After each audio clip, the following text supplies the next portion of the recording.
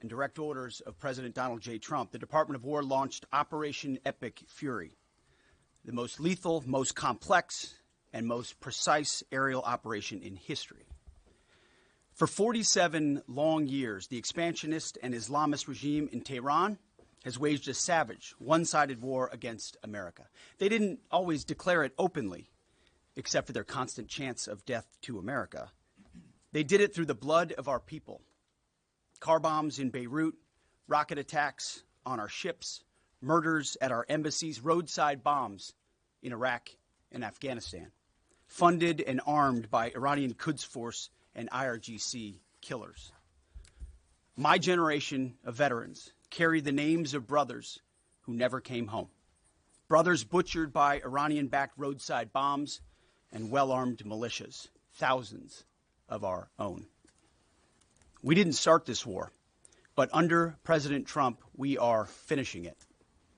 Their war on Americans has become our retribution against their Ayatollah and his death cult. It took the 47th president, a fighter who always puts America first, to finally draw the line after 47 years of Iranian belligerence. He reminded the world, as he has time and time again, being an American means something unbreakable. If you kill Americans, if you threaten Americans anywhere on earth, we will hunt you down without apology and without hesitation, and we will kill you. President Trump has also been very consistent. Crazy regimes like Iran, hell-bent on prophetic Islamist delusions, cannot have nuclear weapons. It's common sense. Many have said it, but it takes guts to actually enforce it, and our president has guts. Iran's stubborn and self-evident nuclear pursuits, their targeting of global shipping lanes, and their swelling arsenal of ballistic missiles and killer drones are no longer tolerable risks. Iran was building powerful missiles and drones to create a conventional shield for their nuclear blackmail ambitions. Let me say that again. A conventional shield for their nuclear blackmail ambitions. Our bases, our people, our allies, all in their crosshairs. Iran had a conventional gun to our head as they tried to lie their way to a nuclear bomb. It almost worked under Obama and his terrible deal, but not under this president.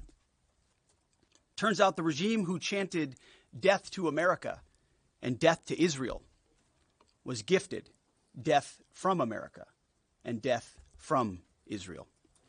This is not a so-called regime change war, but the regime sure did change, and the world is better off for it.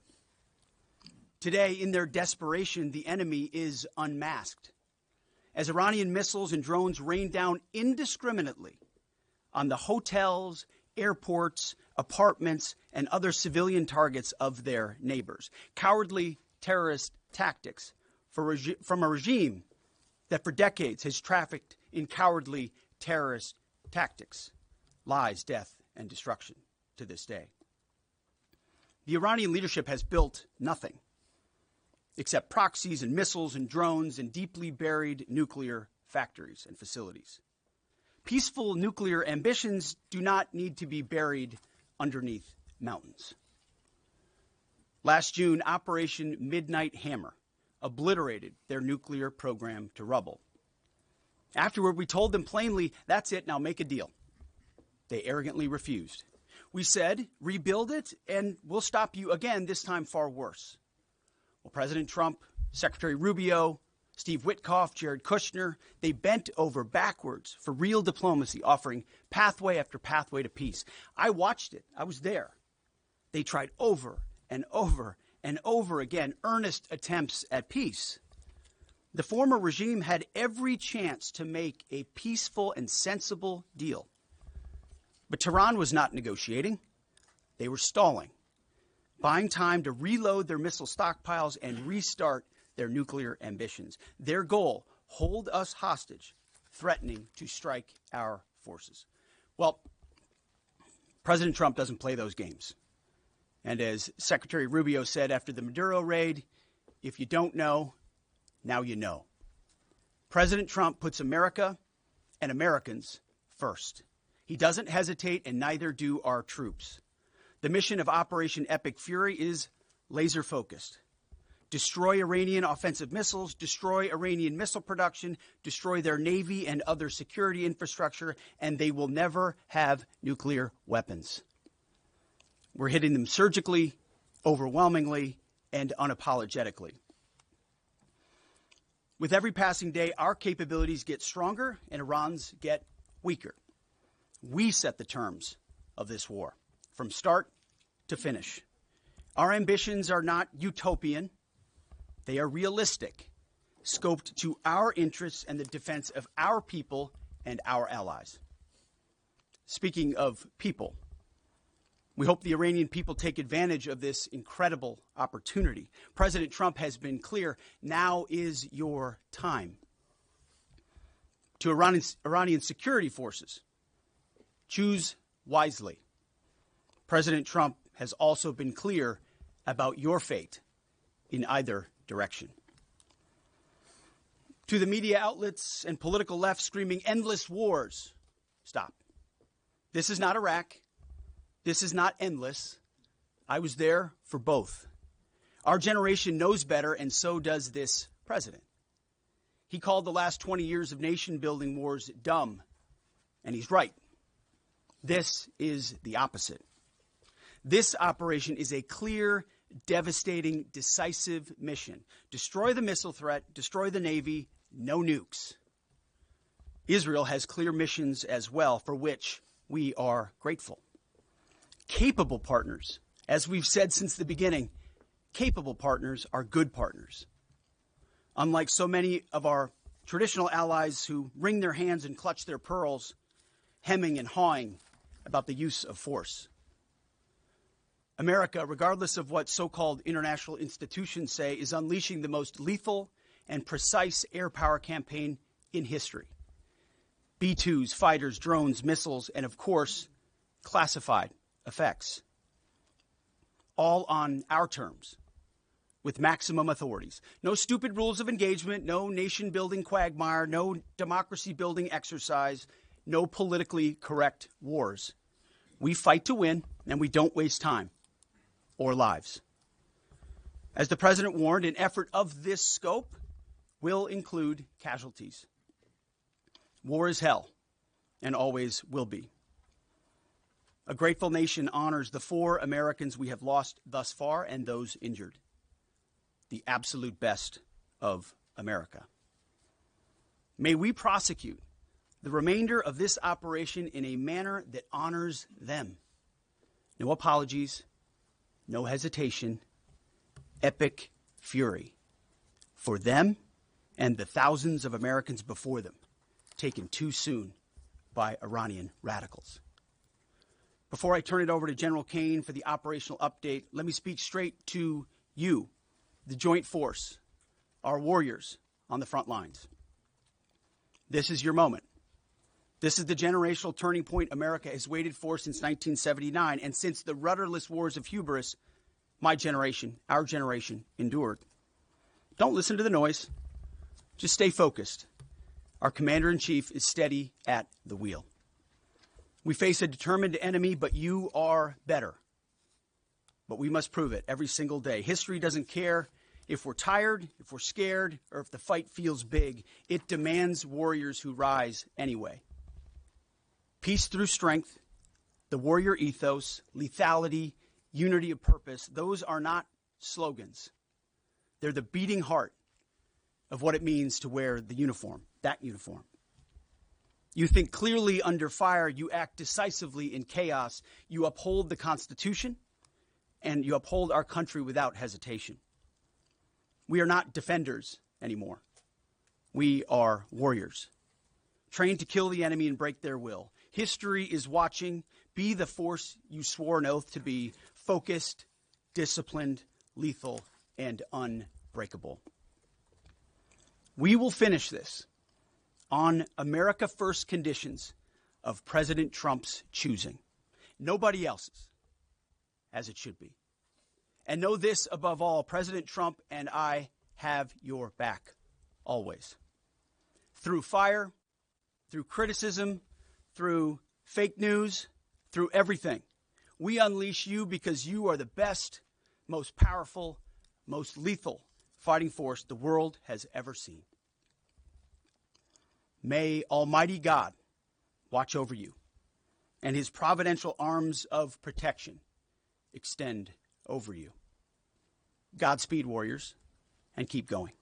Thank you, Mr. Secretary, and good morning, everyone. The purpose of my portion of the briefing today is to update you and the American people on the actions taken thus far.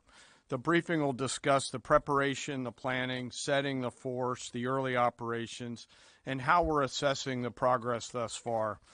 So let's get started. On Saturday, 28 February, at 01:15 Eastern Standard Time, 9:45 a.m. local Tehran time, on the orders of the President of the United States, U.S. Central Command, under the command of United States Navy Admiral Brad Cooper, commenced Operation Epic Fury. As I said, I'm going to walk you through the initial phases of the operation, but first I want to express my deep condolences and the condolences of the Joint Force to the Department of War personnel killed and wounded in actions thus far. As the Secretary said, they're heroes and represent the best of our nation has to offer. They're true examples of what selfless service means. Our deepest and heartfelt condolences are with their families, their friends, and their units. We grieve with you, and we will never forget you. Additionally, I stand here before you today grateful for each service member, planner, logistician, operator across our joint force, for our Department of War civilians, our intelligence community teammates, our interagency teammates who continue to stand in harm's way alongside us. I am proud of all of you as you take the fight to the enemy, and we are the best in the world at integrating, period. I want to extend my personal gratitude to the dedicated commanders and senior enlisted leaders and the enlisted members of the Joint Force who are fighting this fight across the CENTCOM AOR. In addition to Admiral Cooper and Fleet Master Chief Compton, I want to highlight a few today. U.S. Army Central Command Commander Lieutenant General Pat Frank, who, along with his team, are fighting the counter-missile and counter-drone fight. United States Navy Central Command Commander Vice Admiral Kurt Renshaw and his team, who are engaged with the Iranian Navy and projecting American naval combat power from the seas. And United States Air Force Central Command Commander Lieutenant General Derek France and his leadership team, who are crushing Iranian targets from the air. I want to highlight the support to the CENTCOM fight from other combatant commands who are directly involved with this effort, to include U.S. Spacecom, U.S. Cybercom, and U.S. UCOM. I also want to specifically call out United States Transportation Command and U.S. STRATCOM for their contributions to this fight. We cannot project American combat power at the time and place of our choosing without both. And finally, I want to express how deeply thankful I am for the continued service and sacrifice of the entire Joint Force and their families. Their unwavering commitment and dedication are the cornerstones of this effort. So let me start with a few details. First, to be clear, as the Secretary said, this is not a single overnight operation. The military objectives that CENTCOM and the Joint Force have been tasked with will take some time to achieve, and in some cases will be difficult and gritty work. We expect to take additional losses, and as always, we will work to minimize U.S. losses. But as the Secretary said, this is major combat operations. So let me talk about the preparation and the planning. On February 28th, the full strength of America's armed forces came together in a unified purpose against a capable and determined adversary. The United States Army, Navy, Marine Corps, Air Force, Space Force, Coast Guard, and our reserve components integrated across our combatant commands and began coordinated operations with the Israeli armed forces of an unprecedented scale. As the Secretary laid out, our military objectives are clear. Our mission is to protect and defend ourselves and, together with our regional partners, prevent Iran from the ability to project power outside of its borders. and be ready for follow-on actions as appropriate. Across every domain, land, air, sea, cyber, the U.S. Joint Force delivered synchronized and layered effects designed to disrupt, degrade, deny, and destroy Iran's ability to conduct and sustain combat operations. On the U.S. side, this marked the culmination of months and in some cases years of deliberate planning and refinement against this particular target set. From precision strikes against key military infrastructure to persistent intelligence and targeting integration to the close coordination of the components across vast distances, this operation again demonstrated America's reach, readiness, and professionalism, and that of our joint united force. It was historic not only in the operational scope, but in the level of joint integration displayed across every element of the joint force. And as I said earlier, this work is just beginning and will continue. So now to talk a little bit about setting the force and setting the theater. On the order of the Secretary of War over the last 30 days to reinforce deterrence and provide the President with credible options should action be required, the Joint Force began to systematically reposition assets and personnel across the region. These movements ensured that U.S. forces remained postured, protected, and ready to respond decisively for any emerging threat. This deployment included thousands of service members from all branches, hundreds of advanced fourth and fifth generation fighters, dozens of refueling tankers, the Lincoln and Ford Carrier Strike Group and their embarked air wings, sustained flow of munitions, fuel, supplies, all supported with command and control, intelligence, surveillance, and reconnaissance network. And the flow of forces continues today.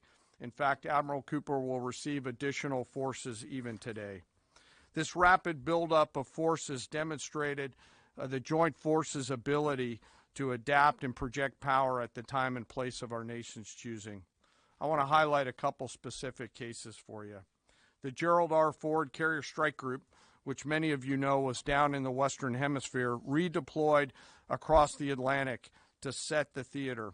The ship, her crew, their families, and the entire strike group took a deep breath and, as they always do, began planning to conduct combat operations. The integrated Reserve and National Guard forces have continued to demonstrate the value of America's reserve forces, including the Wisconsin Army National Guard operating in Kuwait and Iraq, and Air National Guard units from a variety of states to include Vermont and Virginia. In the case of the Vermont Air National Guard and the 158th Fighter Wing, they were mobilized for Operation Absolute Resolve and then were tasked to take their F-35As across the Atlantic instead of going home to be prepared to support this operation. The same is with our Air National Guard and Air Force Reserve Command tanker and mobility forces, who stepped right out of their civilian jobs to deploy and to protect the region. Lastly, I want to highlight the unsung heroes of warfare, our American logisticians and sustainment force, those who quietly work every day behind the scenes to project and sustain America's combat power. Our leaders from World War II were right when they said professionals do logistics.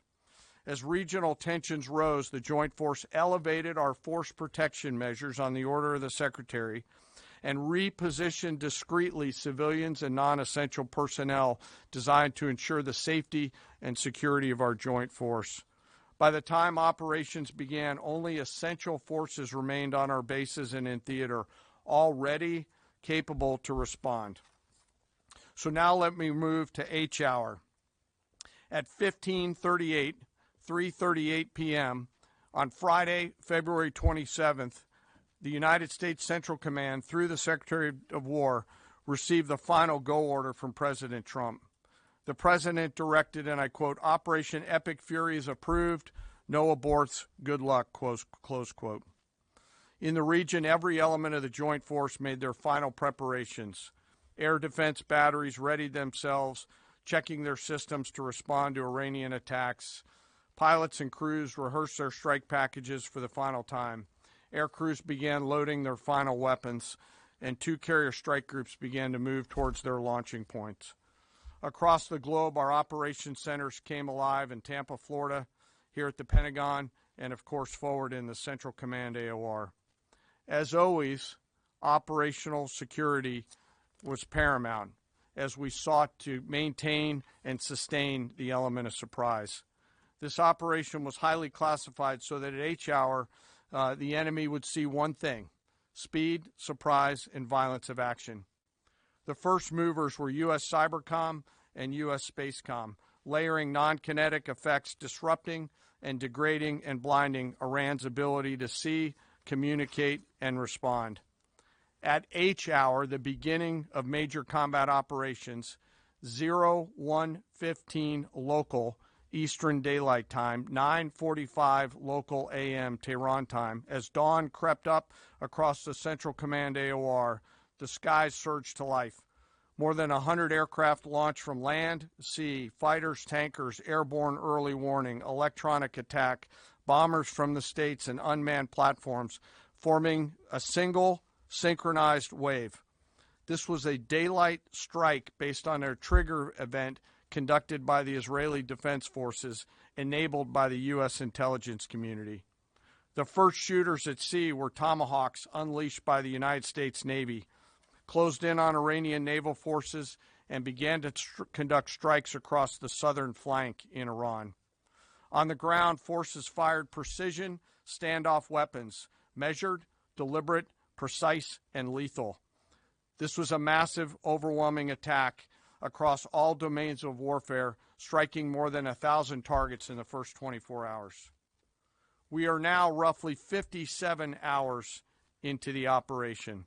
In the initial phase, CENTCOM's focus was systematic targeting of Iranians' command and control infrastructure, naval forces, ballistic missile sites, and intelligence infrastructure designed to daze and confuse them. Coordinated space and cyber operations effectively disrupted communications and sensor networks across the area of responsibility, leaving the adversary without the ability to see, coordinate, or respond effectively. The combined impact of these strikes, swift, precise, and overwhelming, has resulted in the establishment of local air superiority. This air superiority will not only enhance the protection of our forces, but also allow them to continue the work over Iran.